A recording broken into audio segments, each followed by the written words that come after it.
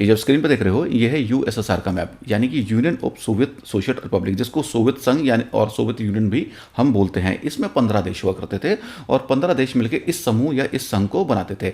1991 में ये खत्म हो गया, यानी कि ये जो 15 देश थे सारे अलग हो गए और अलग हो गए सबने अपनी अपनी इंडिपेंडेंट कंट्री बना ली। तो ये टूटा क्यों, इसको जानने के लिए हम थोड़ा सा हिस्ट्री में जाएंगे, पीछे हम जाएंगे थोड़ा सा।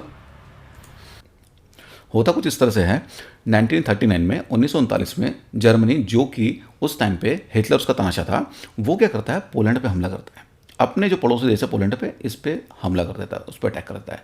ठीक है, इसके अटैक करने के बाद ही जो यूनाइटेड किंगडम, जो फ्रेंडली नेशन थे पोलैंड के साथ, यूनाइटेड किंगडम और फ्रांस, ये दोनों मिलकर जर्मनी पे हमला कर देते हैं। ठीक है, जर्मनी पोलैंड पे हमला करता है और यूनाइटेड किंगडम यानी यूके और फ्रांस, ये दोनों मिलकर जर्मनी पे हमला कर देते हैं। ठीक है, यहाँ से हमारी स्टार्ट होती है वर्ल्ड वॉर टू की 1939 में। उसके थोड़े टाइम बाद क्या होता है, जापान है, जापान चाइना पे हमला कर देता है। जापान जो इधर हमारा कंट्री है एशिया का, ये चाइना पे हमला कर देता है। ठीक है, फिर उसके बाद क्या होता है फ्रेंड्स, थोड़े टाइम बाद 1941 में लड़ाई चालू होती है, इन देशों में लड़ाई चालू रहती है। 1941 में क्या होता है, जापान क्या करता है, जापान उस टाइम पे जापान क्या करता है, यूएस पे हमला करता है। इसके पर्ल हार्बर पे यूएस हमला करता है, यूएस के पर्ल हार्बर पे हमला करता है जापान। उसके हमला करने के बाद यूनाइटेड स्टेट्स को बहुत कैजुअलिटीज़ होती है, बहुत नुकसान होता है। तो यूनाइटेड स्टेट्स क्या करता है, जापान के खिलाफ वार डिक्लेयर कर देता है और यूएस भी वर्ल्ड वार में कूद पड़ता है। ठीक है, फिर क्या होता है, अब यूएस भी वार में आ गया। ठीक है, दो समूह बन जाते हैं, एक तरफ होता है हमारा यूएस से यूके, चाइना, फ्रांस, और दूसरी तरफ होते हैं हमारे जर्मनी, इटली, जापान। ये दोनों आपस में लड़ाई करते हैं, ये दोनों आपस में लड़ते हैं। ठीक है, फिर लड़ाई चलती है 1945 में यूनाइटेड स्टेट्स क्या करता है, यूनाइटेड स्टेट्स अपना न्यूक्लियर वेपन से हमला करता है जापान के ऊपर।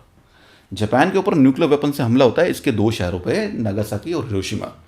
वर्ल्ड का फर्स्ट न्यूक्लियर हमला था। ठीक है, और पूरे वर्ल्ड इसको देखता है, इतनी भारी तबाही होती है, लाखों लोग इसमें मरते हैं।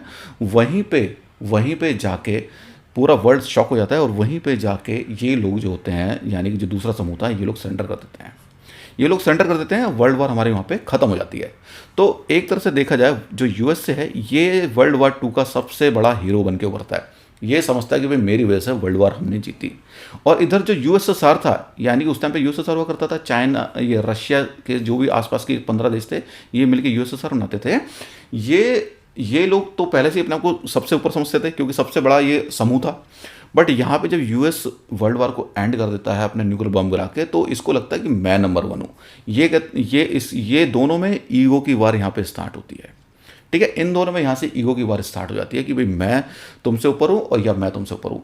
फिर क्या होता है, 1949 में यूएस है, ये अपने कुछ जो फ्रेंडली कंट्रीज़ हैं, यानी कि यूएस, यूके, फ्रांस, इटली, इनके साथ मिलके एक समूह बनाते हैं, नेटो। ठीक है, नेटो एक समूह बनाते हैं, नॉर्थ अटलांटिक ट्रीटी ऑर्गेनाइजेशन। ठीक है, ये समूह कहता है कि जो हम 12, ये उस टाइम पे 12 स्टार्टिंग में 1949 में जब बना, ये 12 सदस्य ही हुआ करते थे। इसके अकॉर्डिंग जो इनके आपस में ये एग्रीमेंट होता है कि हमारे जो मेंबर नेशन हैं, इनमें से किसी भी एक नेशन पे भी कोई भी कंट्री वर्ल्ड में अगर अटैक करता है तो हम 12 के 12 लोग जाके उसको मारेंगे। ठीक है, यानी कि इकट्ठे हो जाते हैं, ये 12 लोग इकट्ठे हो जाते हैं। और ये बेसिकली इकट्ठे क्यों होते हैं, यूएसएसआर जो सबसे बड़ा समूह था उस टाइम पे, उसके अगेंस्ट में, उससे डर था कि यार ये हम पे अटैक ना करे, हमारे जो फ्रेंड नेशन पे अटैक ना करे। तो जो नेटो है, यही जड़ है जो अभी करंट कॉन्फ्लिक्ट चला हुआ है हमारे यूक्रेन और रशिया का। ठीक है, 1941 में इसकी स्टार्ट होती है नेटो की, और यहीं से हमारी कोल्ड वॉर स्टार्ट हो जाती है। कोल्ड वॉर किसके बीच में, यूएस और जो उसके फ्रेंडली नेशन थे, नेटो कंट्रीज थे, और यूएसएसआर के बीच में। ये कोल्ड वॉर चलती है हमारी 1991 तक, जब तक हम ये यूएसएसआर है ये ब्रेक नहीं हो जाता। यूएसएसआर 1991 में ब्रेक हो जाता है, 15 अलग कंट्रीज में ये बढ़ जाता है। 1991 तक नेटो भी अपना बहुत विस्तार कर चुका होता है, काफ़ी यूरोपियन कंट्रीज तक ये अपने आप को शामिल कर लेता है। और एज ऑन डेट, यानी कि आज की तारीख में जो नेटो है, इसके 30 नेशन हो गए हैं। स्टार्टिंग में 12 नेशन थे, आज की डेट में इसके 30 नेशन हो चुके हैं। तो ऐसे करते करते नेटो 30 कंट्रीज तक पहुंच जाता है, यानी कि अब जो नेटो के मेंबर है 30 कंट्री है, यानी कि 30 कंट्री जो है उनमें से किसी भी एक कंट्री पे कोई हमला करता है, चाहे कोई भी देश हो, तो वो हमला यूएस पे माना जाएगा और 30 के 30 कंट्री मिलके उस कंट्री के खिलाफ वार डिक्लेयर कर देंगे।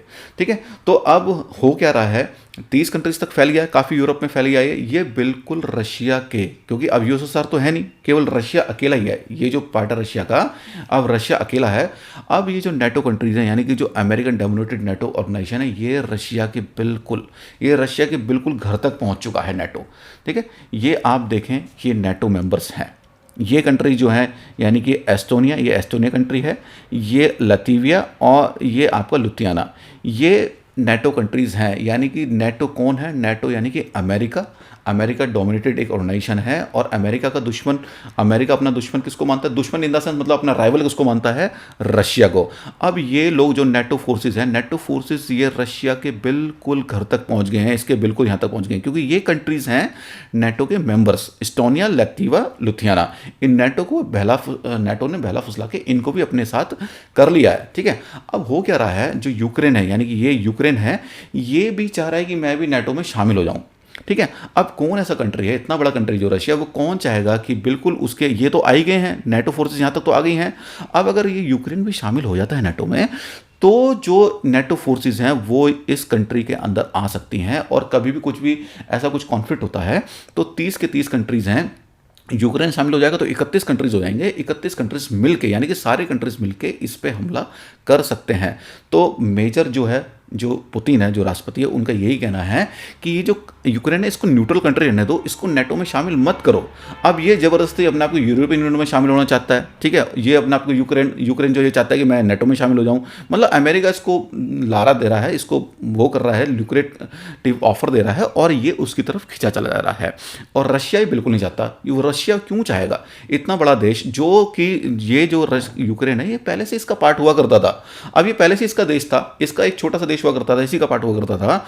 अब ये दूसरे जो उसका राइवल कंट्री है, जो उसका दुश्मन देश है, उससे ज़्यादा मिलेगा और उसकी सेना यहाँ पे लाके उसके बिल्कुल खड़ा कर देगा, तो कौन ऐसा बर्दाश्त करेगा। इसलिए रशिया जो एग्रेशन दिखा रहा है, जो इसने वार छेड़ी है, अपनी एक नेशनल सिक्योरिटी को लेके कंसर्न है, इस वजह से उसने ये वार छेड़ी है। थोड़ा इसको जो अभी कॉन्फ्लिक्ट चला हुआ उसको थोड़ा सा और हम समझते हैं।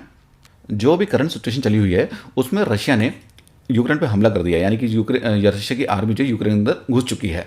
ठीक है, हुआ क्या, ये जो आपके ये रीजन आप देख रहे हैं, ये दो रीजन हैं, लुहांस्क और डोनेट्स्क, यहाँ पे जो सेपरेटिस्ट हैं वो रशियन सपोर्टर हैं। ठीक है, वो रशियन, उनकी भाषा भी रशियन है और वो रशिया को पूरा सपोर्ट करते हैं, और रशिया भी इनको काफ़ी सपोर्ट करता है। तो इन लोगों ने क्या किया, सबसे पहले रशिया ने क्या किया, 22 तारीख को इनको इंडिपेंडेंट एक घोषित कर दिया, रिपब्लिक घोषित कर दिया। ठीक है, यानी कि एक अलग ही देश इनको घोषित कर दिया, और फिर इन लोगों ने क्या किया, रशिया से मदद मांगी कि भाई हमें यूक्रेन से हमें इंडिपेंडेंट होना है और यूक्रेन से हमें आज़ादी चाहिए, आप हमारी मदद कीजिए, यूक्रेन हम पे अत्याचार कर रहा है। ठीक है, क्योंकि जो हमारा यूएन जो है, यूनाइटेड नेशंस है, उनके अकॉर्डिंग, जो उनके कुछ आर्टिकल्स हैं, उनके अकॉर्डिंग ऐसे ही आप किसी देश पे हमला नहीं कर सकते। अगर वहाँ की कोई जनता, वहाँ के कुछ ऐसे लोग हैं जो वहाँ पे विद्रोह कर रहे हैं और वो अत्याचार से परेशान है उस देश के, तो आप उनकी मदद के लिए अपनी मिलिट्री वहाँ पे भेज सकते हो। ठीक है, तो यहाँ पे रशिया ने यही किया, इन लोगों ने रशिया से मदद मांगी, रशिया ने अपनी फोर्सेस यहाँ पे भेजी, इसके थ्रू रशिया की फोर्सेस एंटर हुई यूक्रेन के अंदर, और एक स्पेशल मिलिट्री ऑपरेशन इसको नाम दिया गया। रशिया ने जब यूक्रेन के ऊपर हमला किया तो उसको स्पेशल मिलिट्री इन्होंने बोला, ये नहीं बोला फुल फ्लेज वार, इसको नहीं बोला। ठीक है, तो 2014 में ऑलरेडी ये जो एक एरिया था क्रीमिया का, इसको ऑलरेडी रशिया अपने अंदर मिला चुका है। ठीक है, ये रशिया का पार्ट हो चुका है, और ये अजोब सी है, ये सारा इस पर रशिया का कंट्रोल है। ठीक है, तो कुल मिला के बात ये है, जो यूक्रेन को नाटो से बहुत ज़्यादा उम्मीदें थी कि नाटो हमारे साथ आएगा, हमें नाटो की मेंबरशिप मिलेगी, बट नाटो कंट्रीज़ में यूक्रेन को मतलब बहुत ज़्यादा मदद नहीं किया यहाँ पे। बस इनको ये है, थोड़ा बहुत वो कर रहे हैं, सपोर्ट कर रहे हैं, बट एक मतलब फुल फ्लैश सपोर्ट नहीं है, क्योंकि अभी यूक्रेन मेंबर भी नहीं है नाटो का। ठीक है, और रशिया कभी नहीं चाहेगा यूक्रेन नाटो का मेंबर बने। नाटो का मेंबर बनेगा यानी कि जो 30-31 कंट्रीज़ हैं वो बिल्कुल रशिया के अगेंस्ट हो जाएंगे। ठीक है, तो ये एक बेसिकली जो करंट अभी सिचुएशन चली हुई है वो सारी आपको समझाई है। वीडियो अगर अच्छी लगी तो प्लीज़ वीडियो को लाइक करें और चैनल को सब्सक्राइब करें। Thank you.